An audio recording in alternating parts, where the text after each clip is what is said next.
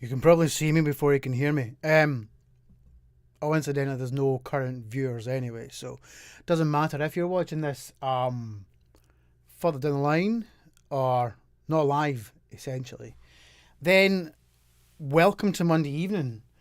It is approximately 8:30 here in East Lothian in Scotland. I'm out in the studio, and I just remembered part of the reason why I stopped doing live YouTube or Facebook or anything from here other than lessons because the internet connection is really, really, really bad.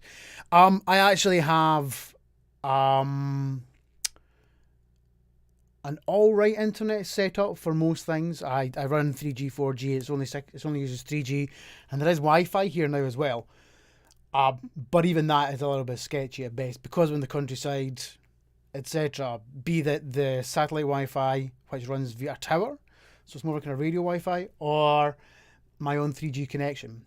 It's pretty rough. So I am recording this anyway on OBS, which means that if this video is just horrendous and impossible to watch, I should just repost it, probably with some edits and things in there anyway. I might do that anyway. If it's just too uncomfortable to watch back, then so be it. I also have a text chat function here, so if some things do not come across, then say hi in the chat. So as they say hi.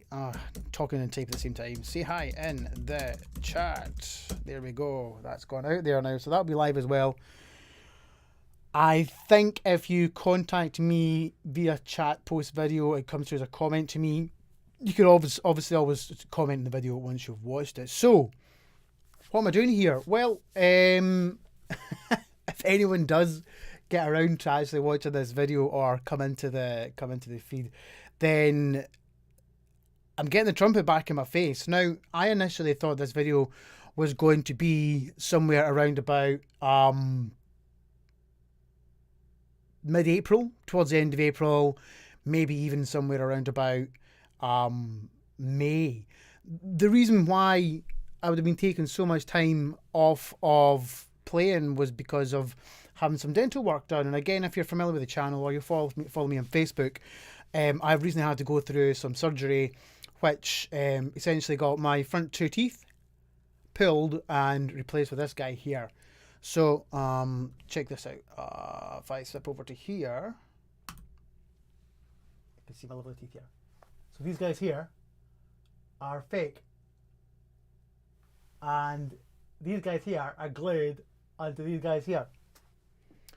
So what that means is this bridge that I have just now is what replaced my two main front teeth, which were damaged when I was 11 years old due to a silly injury. My big pal Stuart Nelson. Nothing malicious, just he was a lot better at throwing a cricket ball than I was at catching a cricket ball, and let's say my teeth caught the cricket ball. Thankfully it was only the upper two that got broken. Anyway, so one of the things that I've been doing because of this thing that's happened to me and obviously being a professional trumpet player is documenting the process. Really about 5 years ago, getting on for 6 years now, Christmas time 2017 was when I started really having some proper issues, and since then it's been a case of damage limitation in terms of literal damage to here, managing my playing in such a way that I could do what I have to do. Don't get me wrong, it's not all been bad, but there have been days, gigs where one, I didn't know if I'd be able to get through the gig, two, not get through the gig and still have my teeth at the end of it, and three, do a bad enough job that I wouldn't get asked back. So that's been a concern of mine more and more over the past few years. This is a really condensed version of this. I'm actually going to be producing a little film that will just really look like an extended video for the channel, but I'm going to try and do some more interesting tweaks, etc. On the video editor to try and make it a little bit more watchable and less dry. For example, there will be like surgery footage and things in there and pictures, etc. So where we are now is we've been through the surgery. I've done a couple of little video updates about this, and at the checkup I had last Thursday, my dentist said to me, he'd asked me actually if I'd tried playing yet, and I went, well, that's interesting because, well, I hadn't. And really, what I thought was that he would be telling me to leave it alone for long enough. Now, this bridge is in here, it is glued in, so it's actually a little bit loose. There is a little bit of movement on it. So even once I do make a note on the trumpet, I promise I haven't done anything yet. It will still be the bare minimum of maintenance and really anything I can do to just try and maintain a degree of embouchure so that around about in May time, when I do get my replacement teeth in, these guys here, I won't be starting from ground zero, which is where I thought this video was pretty much going to be. So today, it's only been about 2.5 weeks that I haven't played trumpet, and I've done that before. I think it was actually on my honeymoon. I didn't play for 3 weeks. I felt quite weird coming back. So there's a couple of things to consider here that I'm thinking of in terms of what this is going to feel like. Going to feel like holiday chops first and foremost, more than anything else. This thing here, I don't know how that's going to feel once I put air through it. I can free buzz. In fact, I'm going to be doing a little bit of that throughout the course of this little video. What I'm going to do is I'm going to do the basics of what I consider a really, really short, gentle warm-up to get me to a place just so that everything here is woken up. I've done nothing yet, absolutely nothing whatsoever, so that you can come through this with me at the same time. And what we'll do is we'll do a few components that I work on. Got a piano rigged up for... Oh no, I have got it rigged up because that's right, it was messing my bandwidth. Pitch reference, we'll get a pitch reference, we'll do some free buzzing. And then I'm just going to play some notes and see what happens. So one of the things that I do, and I am a huge proponent of a lot of his work, was not just his work. Larry Miliano of the Roy Stevens and the Casello School, etc.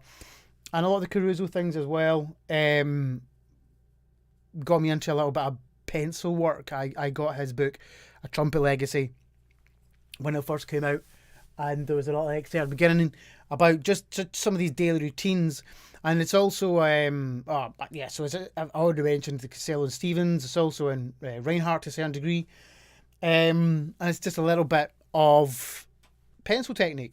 So the pencil technique that I use is get pencil in position by just gently gripping it lightly in the teeth into the embouchure. So there's about that much inside the mouth. I am not gripping that with my teeth. I'm actually just trying to blow against the back of my embouchure and have the pencil block the airstream, but almost take the roll of the airstream so that this exercises the muscles. So let's just give that a go. I've not done this yet either. So.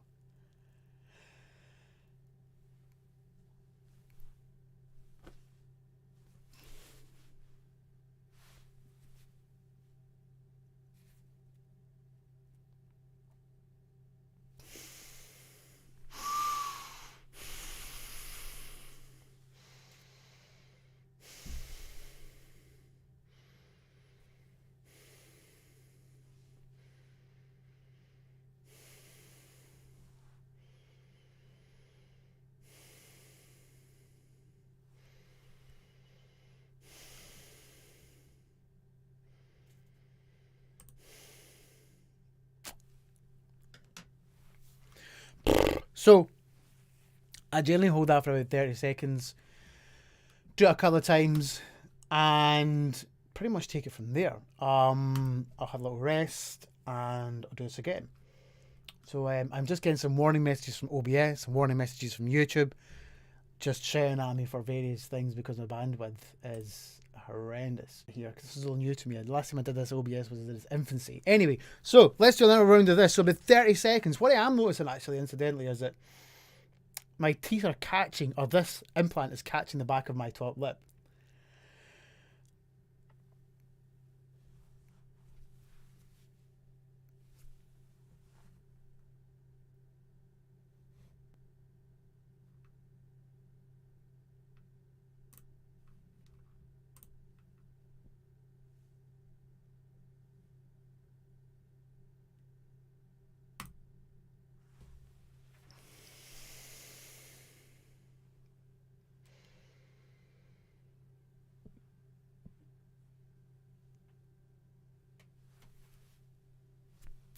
And that 30 seconds passes by very, very quickly for me. So I'll do one more of those.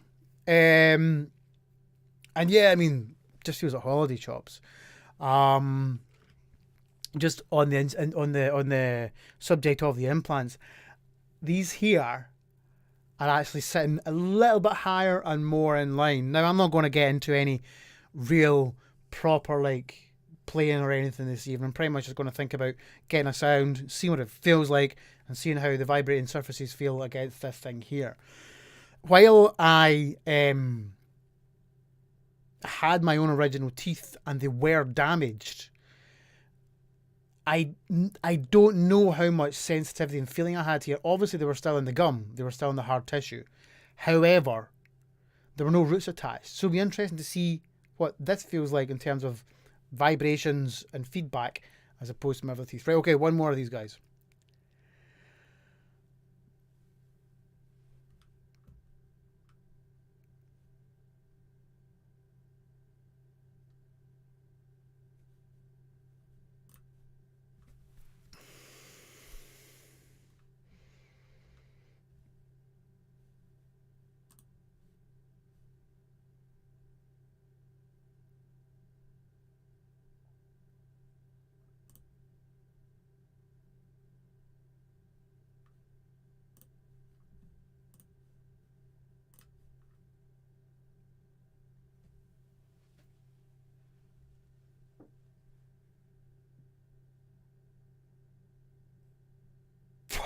Okay, there we go.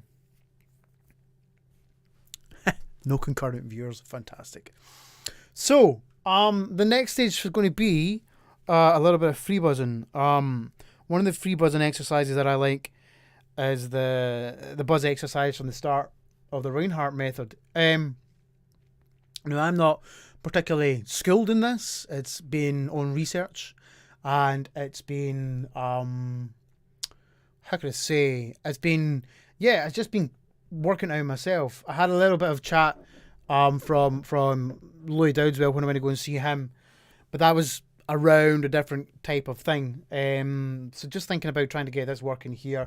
What I do is I actually teach a little bit of free buzzing nowadays in my lessons, and it's a very, very small part of trumpet playing as far as I'm concerned, but I believe it does have some important benefits. I've got a whole video that I've got on that on the channel, so go and check that out. And I just use a tone generator if my keyboard's not working to find myself. There we go. Pitch.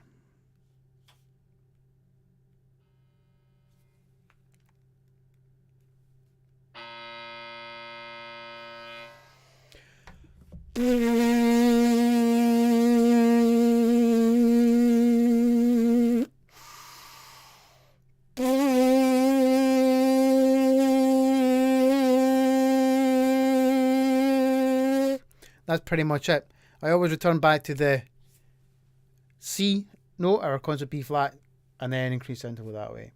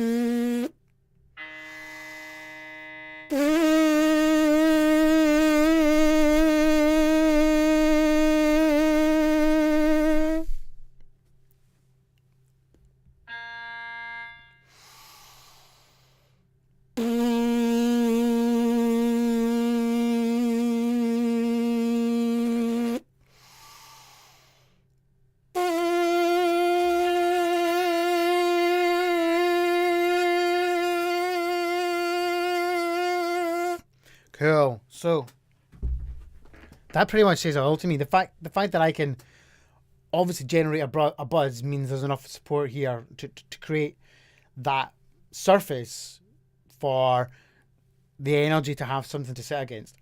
Now, next stage is going to be playing the notes on the trumpet. And before I do, before I do, um, I'm pretty much just going to go with trying to play a whisper G in the centre. Now, about playing on this bridge and the dentist saying, yeah, it's fine and everything, it's okay. So there's no way that I can really hurt myself here, so to speak. The worst thing that would happen is that I break the bridge. And that would just be an annoyance. Then I'd be walking about gumsy, like literally these two teeth in the space in the middle, or I'd have to pull this off or something. But I believe this is actually stuck on like some seriously strong medical glue.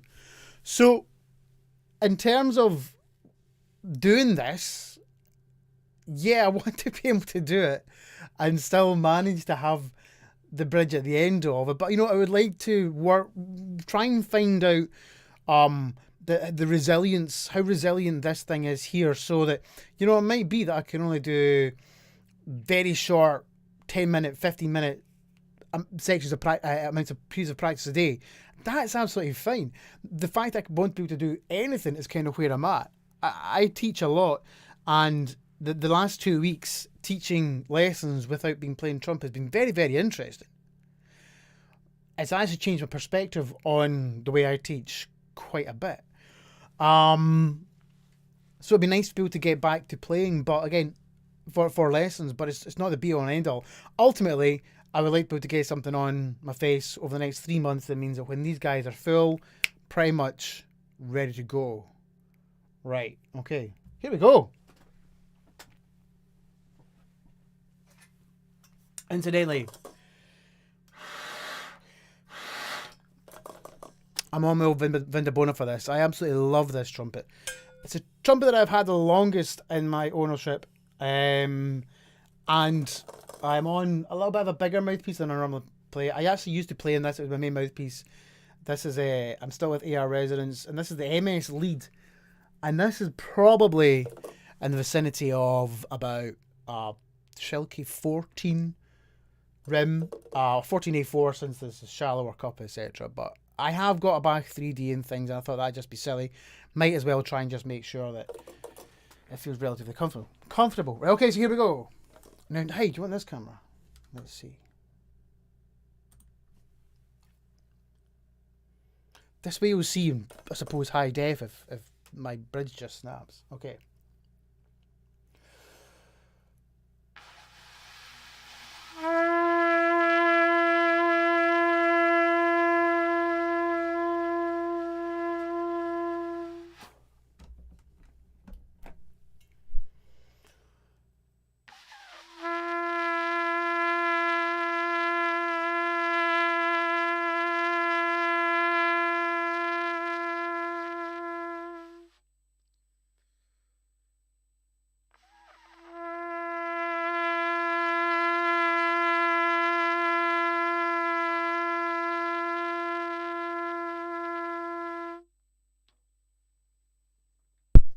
Well, there you go. I can still play a note on a trumpet. It does kind of feel weird. A lot of this is a holiday chops part of it. I expect as well. Oh, turn the camera back over. So it feels very soft, my top lip. But that, if any of you are brass players out there, which I expect you are, why would you not be watching this video if you weren't a brass player? Taking any amount of time away from the instrument is pretty brutal, you know. My general rule is if I take 1 day off, then some days it can take up to 2 days to feel normal. If I take 3 days off, it feels like it takes almost 6 days to get back up to any degree of effort. So I'm hoping to change that, and I reckon there's probably a reason why that does happen. But also it feels as though, for some reason, and this could be again a not playing thing, it actually feels as though my teeth are long, but they're actually shorter. So there's obviously an embouchure thing there that's going on. But other key factors that you won't know about are that the when I get hit in the face, I was slightly more to the left. So if I go into the other camera and show you my bottom teeth.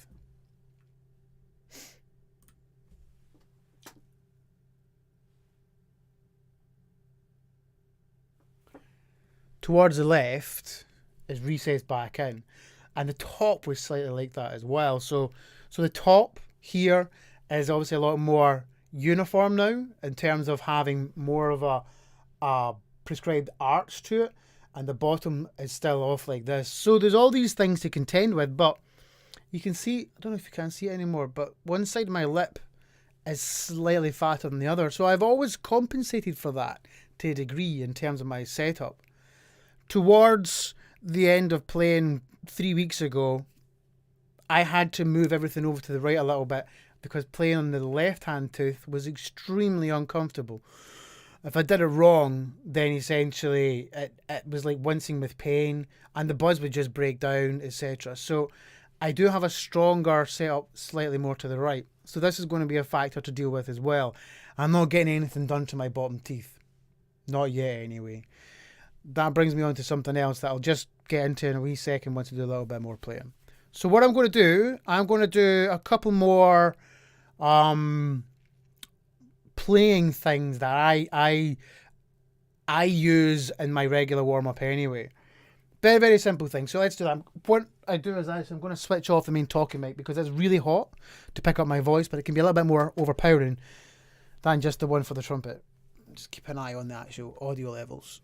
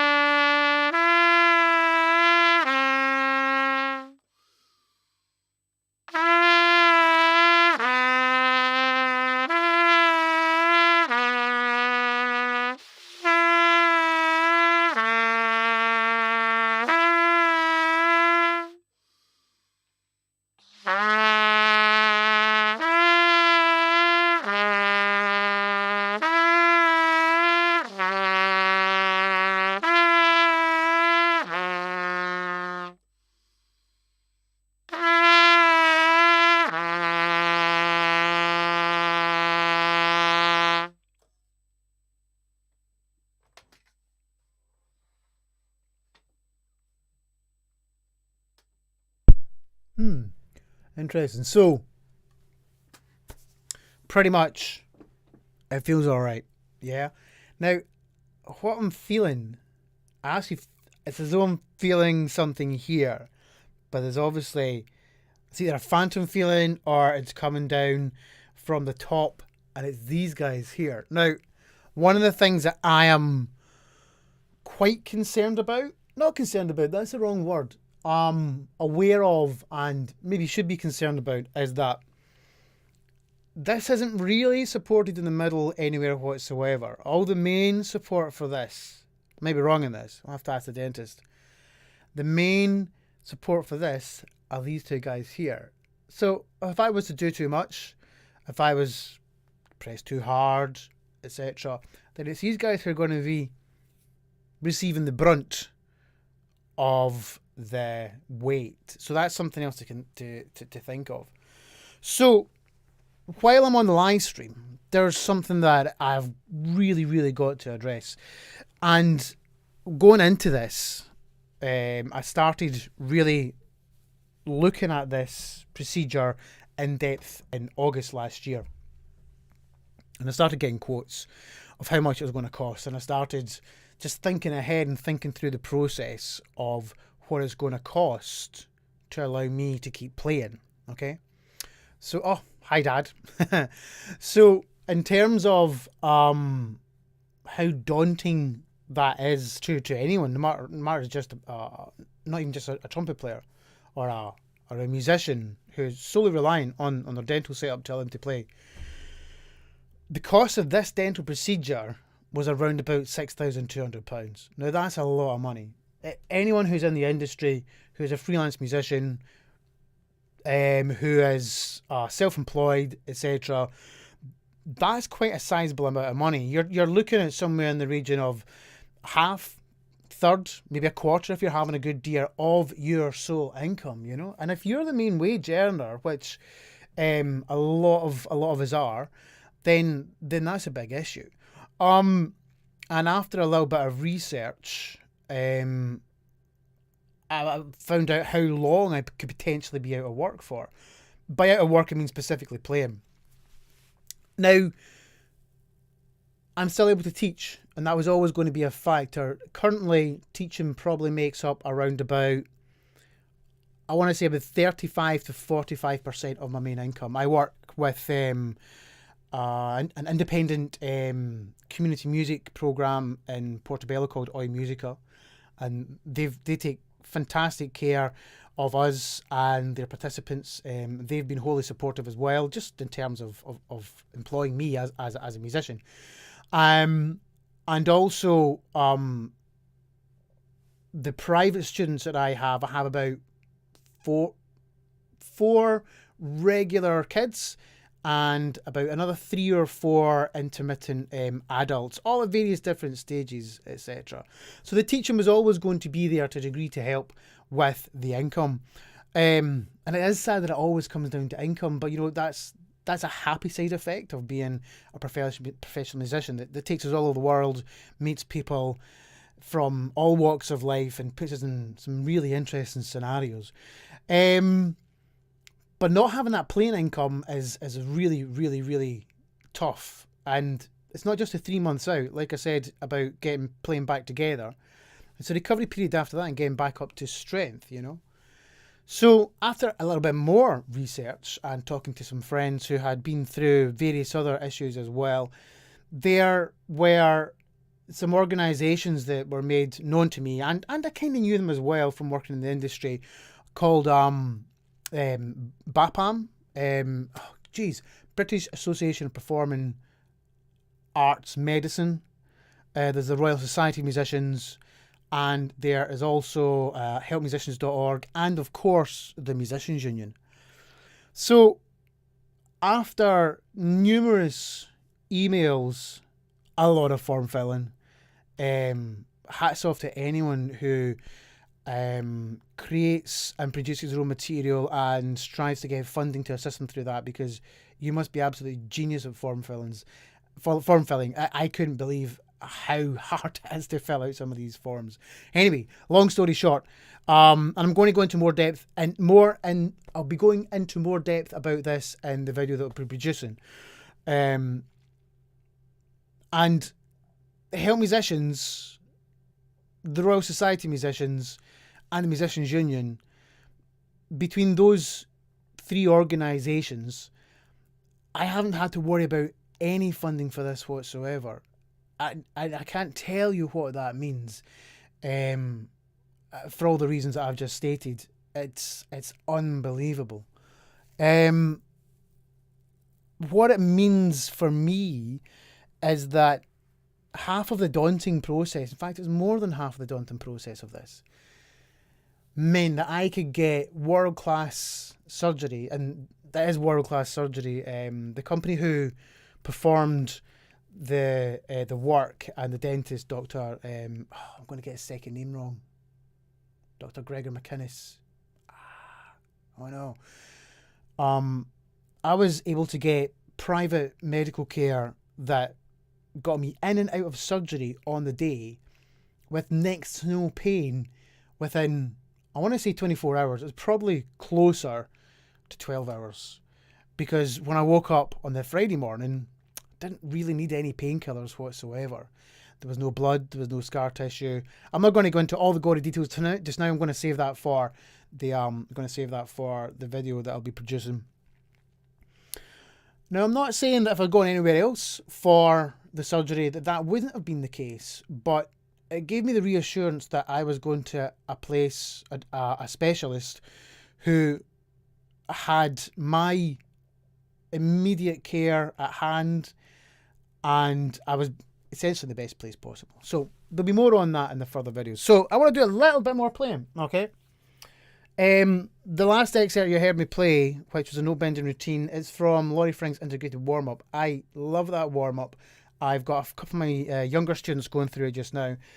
The nice thing about it, it's a step away from all the traditional theory books and study books that are still fantastic, but give a slightly different turn on the concept of playing music and creating sound on a trumpet. So I'm just going to do some chromatic work now to see how that feels moving around a little bit freer and quicker on the instrument. Hi Mum, you're in the chat too as well. Okay.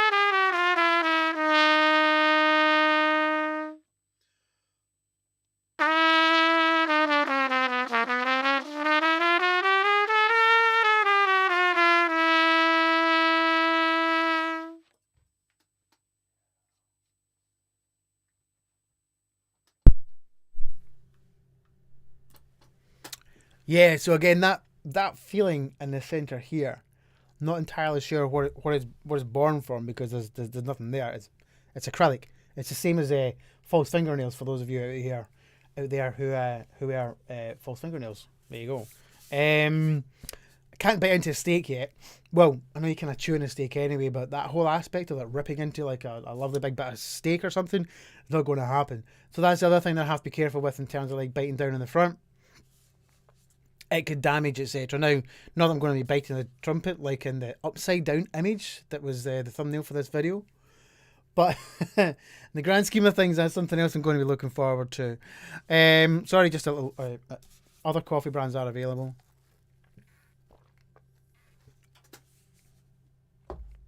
So that's it. I kind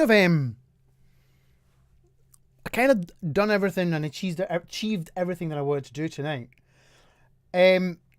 So just to finish off chatting about the funding from the Royal Society of Musicians and helpmusicians.org and the Musicians Union. These are all, well, the Musicians Union are charitable.